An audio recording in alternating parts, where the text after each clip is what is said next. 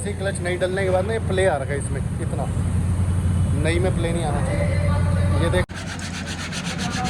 चमक गए तो ये नए डालो अभी, तो मेरे पे अलग रखे हुए हैं। अभी लद्दाख गया था, पुराने वाले निकलवा लिए थे मैंने।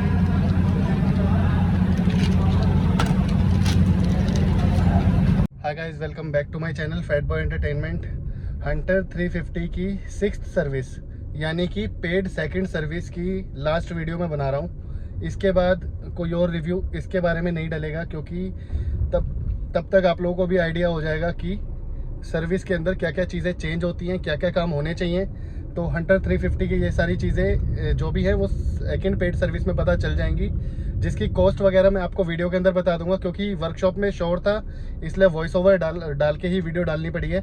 और बहुत लोग कहते हैं कि आपकी बाकी रिव्यूज़ की वीडियो नहीं है, कोई भी एक सिंगल वीडियो देख के। तो पूरी यार प्लेलिस्ट बनाई हुई है, प्लेलिस्ट के अंदर आप सारी चीज़ें देख सकते हो। प्लेलिस्ट के अंदर हंटर से रिलेटेड सारी वीडियो है। अभी मैं 2 चीज़ें और प्लान कर रहा हूँ। हंटर की प्रॉपर हेडलाइट ही चेंज करा देंगे और एग्जॉस्ट नोट चेंज करा देंगे। तो इस चीज़ में मैं थोड़ी सी स्टडी कर रहा हूँ। ब्रांड पसंद आ गया है पर रिवील अभी नहीं कर रहा, लेकिन बहुत जल्दी डालने वाला हूँ। तो डिस्कस करते हैं आपके साथ। और विद मफर के साथ मैं सोच रहा हूँ कुछ एग्जॉस्ट लाऊँ डिफरेंट। तो वीडियो को स्टार्ट करते हैं अभी, और आपको सेकंड पेड सर्विस जो है हंटर की वो क्या कॉस्ट करी है वो भी मैं बता देता हूँ। तो वीडियो स्टार्ट करते हैं और आपको सारी चीज़ें दिखाते हैं। सुबह 10 बजे बिना अपॉइंटमेंट लिए हम पहुंच गए थे आरी के सर्विस सेंटर। यहाँ पर एंट्री वगैरह करा के सेकंड पेड सर्विस की एडवाइज़र के पास गए। एडवाइज़र ने डिटेल्स लिखी और पुरानी डिटेल्स मैंने चेक करवाई कि क्या क्या चीज़ें इसके अंदर पहले डली हुई थी लद्दाख ट्रिप से पहले, और लद्दाख से आने के बाद की सर्विस है ये वाली। तो उसका एक्सपेंस हमें पता करना था कितना आएगा। मैं एक्सपेक्ट कर रहा था 3 से 4 हज़ार रुपये कॉस्ट आएगी। तो जब एडवाइज़र ने कॉस्ट बताई, क्लच ऑलरेडी डला हुआ था, स्पार्क प्लग डला हुआ था, एक्सेलरेशन केबल डली हुई थी, ब्रेक शू डले हुए थे, लेकिन फिर भी फर्स्ट वाला ब्रेक पैड घिस गया था तो वो नया डला, एयर फिल्टर इसके अंदर नया डला, और एक इन्होंने बोलता throttle body cleaner. Throttle body जो होती है हमारी बाइक की, वो क्लीन करने का 100 रुपीज़ चार्ज कर रहे थे। तो मैंने बोला पहले चेक कर लेना कि वो ख़राब है तो वो डाल देना, नहीं तो मत करना। मतलब क्लीन जैसे चेन लूब और चेन क्लीन होता है, सेम उसी तरीके से वो थ्रोटल बॉडी क्लीन करते हैं एक स्प्रे से। तो और उसके बाद वो कह रहे थे चेन लूब चेन क्लीन कराना है, तो मैंने मना कर दिया, क्योंकि इंटरनली अगर थोड़ी सी आपकी जान पहचान है तो वो आपका कॉम्प्लीमेंट्री हो जाता है। तो मेरा कॉम्प्लीमेंट्री कर दिया था, क्योंकि मैं मैक्सिमम ट्रैवलिंग के बाद बाइक को सर्विस पे लेके आता हूँ। तो ब्रेक पैड उन्होंने घिस दिए थे, मतलब घिस के उन्होंने रेगमार से क्लीन हो गए थे, और फ्रंट वाले घिसे हुए थे तो वो मैंने चेंज करा लिए। रीज़न बीइंग, अगर हम चेंज नहीं कराते तो हमारी डिस्क प्लेट का खर्चा आ सकता है। और फिर मैंने उनसे पूछा कि यार अभी तक चेन सेट चेंज नहीं हुआ है, 24,500 किलोमीटर चल चुकी है, तो वो कब होगा? तो कह रहे जैसे ही आवाज़ करने लगे या फिर वो गाड़ी गड़गड़ आवाज़ करती है जो जैसे, तो आप लेके आ जाना, हम कर देंगे। 2000 के आसपास चेन सेट की कॉस्ट है, और 400 रुपये उसकी लेबर, 2400 से 3000 रुपये कॉस्ट आनी है अप्रॉक्सीमेटली। मैंने एग्जैक्ट नहीं पता करी।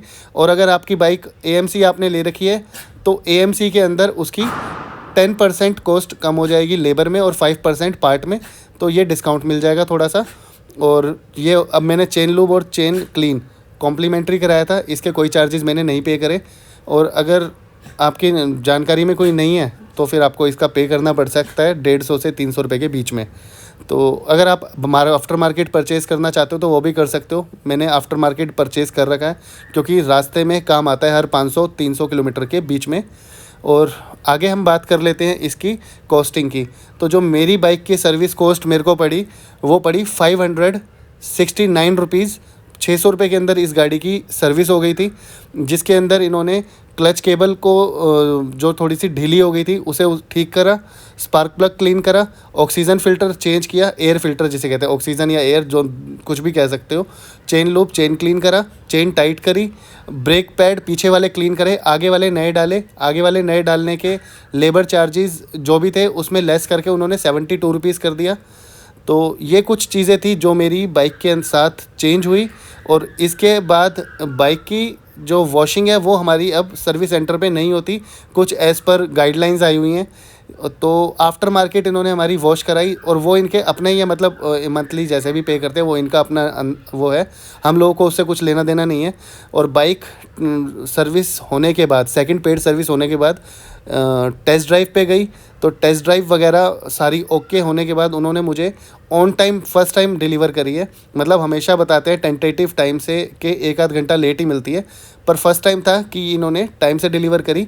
एक चीज़ और बता देता हूँ, इसके 20,000 किलोमीटर और 2 इयर्स की वारंटी ख़त्म होने के बाद ये आप लोगों से कहेंगे कि फ्रंट के शॉकर्स की आप ऑयलिंग करवा लो, मतलब उसके अंदर ऑयल रिफ़िल टॉपअप करा लो।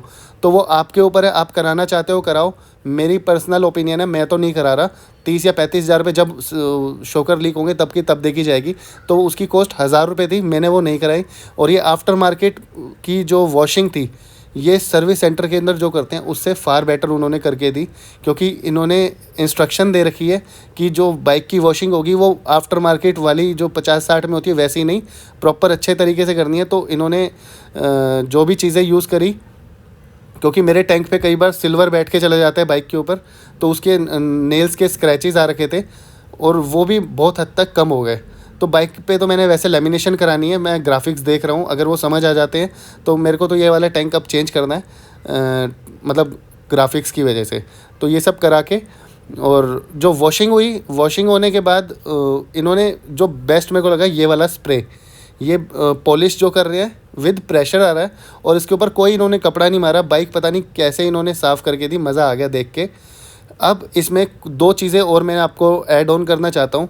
जो पहली क्वेरी होगी आप लोगों की कि इंजन ऑयल कब चेंज हुआ। इंजन ऑयल हमारा चेंज हुआ था 19,500 के आसपास, तो वो अब सीधा 10,000 किलोमीटर पे चेंज होना था और 24,500 में मैं दोबारा सर्विस पे लेके आया। तो उन्होंने वो सेकंड पेड सर्विस कम जर्नल चेकअप मिला के किया, तो उसमें ऑयल टॉपअप हो गया था। वैसे ही इसके अंदर जो इंजन ऑयल डलता है वो 3 लीटर के आसपास डलता है, वो पूरा एक जग जो ये भर के लेके आते हैं अंदर से वो फुल करके डाल देते हैं। तो ये उसके कुछ मेंटेनेंस की चीज़ें थी। और बाकी बाइक के अंदर जब आप 20,000 प्लस चला दोगे ना और कंपनी से ही सर्विस कराते रहोगे तो आपको सारी चीज़ों की खुद नॉलेज हो जाएगी। अभी भी स्टिल 2 साल हो गए हैं बाइक को और मेरी बाइक स्टिल अंडर वारंटी है। ये सर्विस होके खड़ी हुई है, आप कंडीशन देख सकते हो। मतलब ये कुछ निकल के आई है और इसमें जाले तक लग गए थे, मैं कुछ दिनों से यूज़ नहीं कर रहा था लद्दाख से आने के बाद, तो वापस ठीक हो गई है।